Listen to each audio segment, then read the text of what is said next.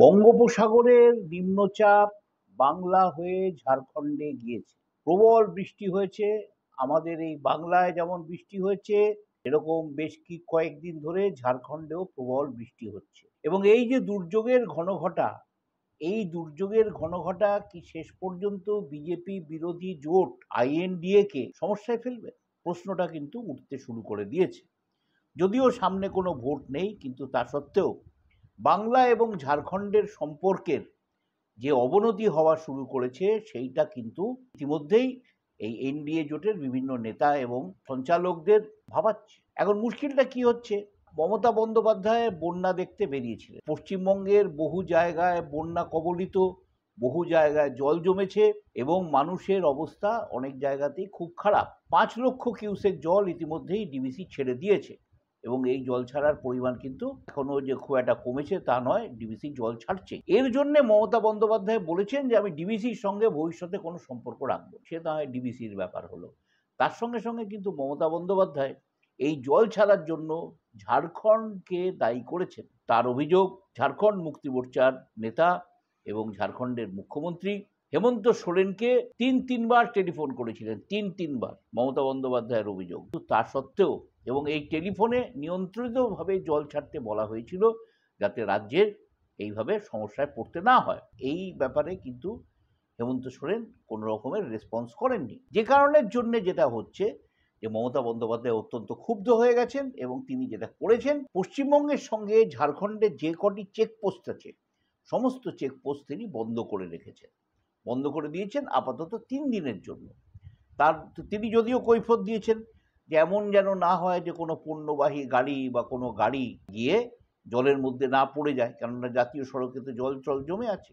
এই যে সমস্ত আসানসোলের ডুবুরডি ইত্যাদি যে সমস্ত চেকপোস্ট আছে, সেখানে যাত্রীবাহী গাড়িগুলো যেতে পারছে, কিন্তু পণ্যবাহী গাড়ি বন্ধ করে দেওয়া হয়েছে। এর পরিণতিতে খুবই বেকায়দায় পড়তে চলেছে বেশ কয়েকটি রাজ্য, উত্তর পূর্বাঞ্চলের বেশ কয়েকটি রাজ্য। আচ্ছা, এখন এখানে একটা কথা বলে নেওয়া যায় যে তিনি যে ঝাড়খণ্ডকে দায়ী করছেন, সত্যি কি ঝাড়খণ্ডের কোনো হাত আছে ডিবিসির ওপরে?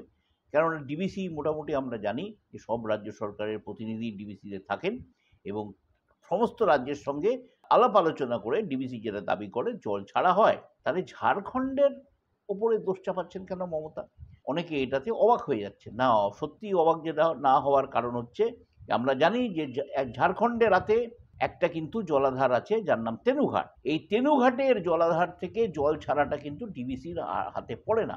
এই জল ছেড়ে ধীরে ধীরে মাইথনে জমা হয় এবং তাছাড়া তো আরও আউটফ্লো আছে, বিভিন্ন জলাধারে এসে জমা হতে থাকে। পাঞ্চের জলাধার, কিলাইয়া বাঁধ, এসব নানা জায়গায় এসে জল জমা হতে থাকে এবং সেটা হচ্ছে এবারে। কিন্তু এই যে তেনুঘাটের জল যদি নিয়ন্ত্রণ করা যেত কিছুটা, তাহলে কিন্তু হয়তো এতটা জল ডিবিসিকে ছাড়তে হতো না। এই তেনুঘাটের কিন্তু একটা সমস্যা হচ্ছে যে তেনুঘাটের জল যখন আমাদের ডিবিসি জল দেয় না, তখন কিন্তু আমাদের চড়া দাম দিয়ে, চড়া টাকা গুনে, মোটা টাকা গুনে কিন্তু তেনুঘাট থেকে এই জল আনতে হয় আমাদের চাষের জন্য, এবং সেটা বহুবারই হয়েছে, বহুবার আমরা দেখেছি। সুতরাং ঝাড়খণ্ডকে যে একেবারে মমতা বন্দ্যোপাধ্যায় দায়ী করছেন সেটা যে অনর্থক, এটা কিন্তু কোনো মতেই বলা যাবে না। মাইথন, পাঞ্চেত সমস্ত জলাধার থেকে জল ছাড়া হচ্ছে। পশ্চিমবঙ্গের বন্যা পরিস্থিতি খুবই খারাপ। মমতা বন্দ্যোপাধ্যায় দেখতে বেরিয়েছিলেন, দেখতে বেরিয়ে তিনি কিন্তু অত্যন্ত ক্ষুব্ধ হয়েছেন এইভাবে ডিবিসির ওপরে, ঝাড়খণ্ডের ওপরে। তাই এর পরিণতিতে এই যে তিনি চেকপোস্টগুলো বন্ধ করে দিয়েছেন 3 দিনের জন্য, তার পরিণতিতে কি হতে পারে? ঝাড়খণ্ডের সীমানা লাগোয়া আসানসোলের 5টি নাকা চেকপোস্ট সিল করে দেওয়া হয়েছে আমাদের রাজ্যের তরফে। এখন যেটা হচ্ছে যে এই চেকপোস্টগুলো থেকে কিন্তু ঝাড়খণ্ড থেকে বিভিন্ন ধরনের ফল, সবজি, ওষুধপত্র, শস্য, খাদ্যদ্রব্য এই সমস্ত কিন্তু ঝাড়খণ্ড হয়ে বাংলার ওপর দিয়ে যায় আসাম, মিজোরাম, নাগাল্যান্ড, মণিপুর। এবং মণিপুর যেহেতু এখন অশান্ত, এখন মণিপুরের জন্য যে সরবরাহ, সেটা সেনার খুব কাজে লাগছে। সেই সেনার সরবরাহ নাকি বন্ধ করে রেখে দেওয়া হয়েছে, সেনার জন্য কোনো কিছু যেতে দেওয়া হচ্ছে না। একটা জটিলতার সৃষ্টি হচ্ছে এবং এই জটিলতা কিন্তু একমাত্র ঝাড়খণ্ড এবং বাংলার প্রশাসনিক স্থলে আলোচনা করেই কিন্তু একমাত্র সমাধান হতে পারে, এটা মনে করছে ওয়াকিবহাল মহল। কিন্তু এখন প্রশ্ন হচ্ছে, ঝাড়খণ্ড কাদের হাতে? ঝাড়খণ্ড হচ্ছে ঝাড়খণ্ড মুক্তি মোর্চার হাতে, আমাদের রাজ্য বাংলা হচ্ছে তৃণমূলের হাতে। এই দুটি দলই কিন্তু বিজেপি বিরোধী দল এবং এরা বিজেপি বিরোধী জোট ইন্ডিয়ার সক্রিয় সদস্য। হেমন্ত সোরেনের গ্রেপ্তার নিয়ে কিন্তু বিরোধী দলগুলি খুব সোচ্চার হয়েছিল, তখন কিন্তু মমতা তাতে সব থেকে বোধহয় বেশি চড়া সুরে কথা বলেছিলেন মমতা। এখন মাঝে মাঝে যে এই বিরোধী দলগুলো একসঙ্গে হয়ে ইন্ডিয়া জোটের তরফ থেকে এই যে একটা বিজেপি সরকার তৈরি করার কথা ভাবে এবং এই যে একসঙ্গে করে জোট করে তারা যে ভোটে লড়েছিল 2024-এর, তার ফল আমরা হাতে নাতে দেখেছি। যদি বাংলার সঙ্গে ঝাড়খণ্ডের সম্পর্কের অবনতি হয় তাতে তার এফেক্ট কি করে আইএনডিআইএ জোটে পড়বে। তার কারণ হচ্ছে আইএনডিআইএ জোটের এই দুই শরিকের মধ্যে গোলমাল অবিলম্বে মেটানোর জন্য কিন্তু এই জোটের অন্যান্য নেতাদের বা শরিকদের কিন্তু হস্তক্ষেপ করা উচিত। তাদেরই উচিত এই দুটি রাজ্যকে আলোচনার টেবিলে নিয়ে আসা এবং এই ভুল বোঝাবুঝি বন্ধ করা। কিন্তু সেটা যদি না হয় তাহলে কি হবে? যে স্বপ্ন এই বিজেপি বিরোধী এই জোটগুলি যারা একজোট হয়ে বিজেপিকে ঠেকাবার কথা বলে, স্বৈরাচারকে বন্ধ করার কথা বলে, তাদের কিন্তু এই ঐক্যে ফাটল ধরতে পারে। এই ঐক্য যদি থাকে তাহলে আমরা দেখেছি কিন্তু যে বিজেপিকেও রুখে দেওয়া যায়। বিরোধী ঐক্য থাকলে বিজেপিকে রুখে দেওয়া যায়। 5 বছর ধরে এই যে বিরোধী ঐক্য এটাকে কিন্তু ভালোভাবে নার্সিং করে সেটাকে যদি ভালো জায়গায় নিয়ে যেতে পারা যায় এবং বিজেপির বিরুদ্ধে যদি একজন করে প্রার্থী দাঁড় করানো যায় তাহলে কিন্তু এমনও হতে পারে যে 5 বছর পর বিজেপি একটি সরকার এদেশে গঠিত হতে পারে।